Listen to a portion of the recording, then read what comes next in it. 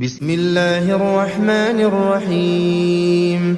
تبارك الذي بيده الملك وهو على كل شيء قدير، الذي خلق الموت والحياة ليبلوكم أيكم أحسن عملا وهو العزيز الغفور، الذي خلق 7 سماوات طباقا ما ترى في خلق الرحمن من تفاوت فارجع البصر هل ترى من فطور ثم ارجع البصر كرتين ينقلب إليك البصر خاسئا وهو حسير، ولقد زينا السماء الدنيا بمصابيح وجعلناها رجوما للشياطين وأعتدنا لهم عذاب السعير، وللذين كفروا بربهم عذاب جهنم وبئس المصير. إذا ألقوا فيها سمعوا لها شهيقا وهي تفور تكاد تميز من الغيظ كلما ألقي فيها فوج سألهم خزنتها ألم يأتكم نذير؟ قالوا بلى قد جاءنا نذير فكذبنا وقلنا ما نزل الله من شيء إن أنتم إلا في ضلال كبير. وقالوا لو كنا نسمع أو نعقل ما كنا في أصحاب السعير، فاعترفوا بذنبهم فسحقا لأصحاب السعير.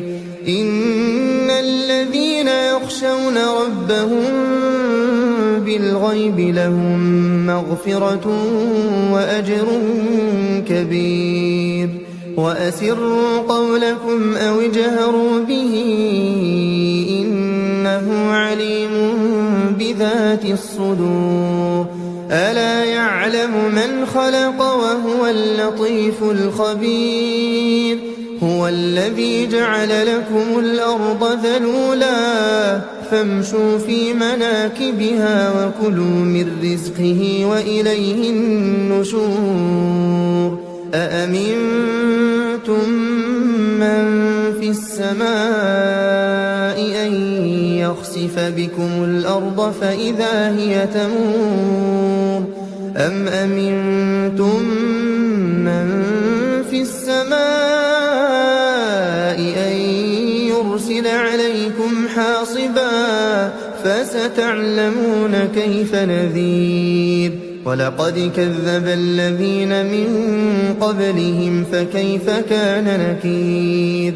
أولم يروا إلى الطير فوقهم صافات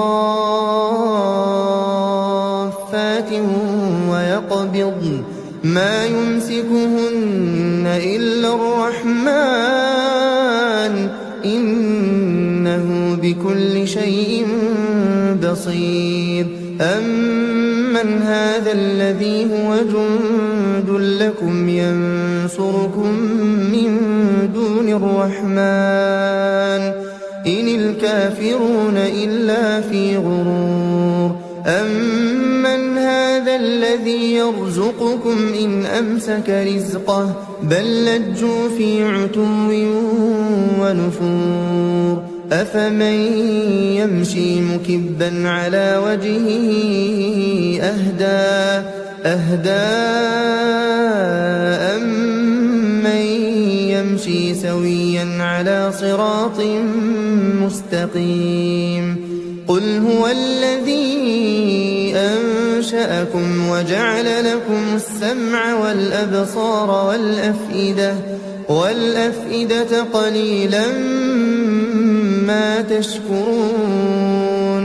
قل هو الذي ذرأكم في الأرض وإليه تحشرون ويقولون متى هذا الوعد إن كنتم صادقين قل إنما العلم عند الله وإنما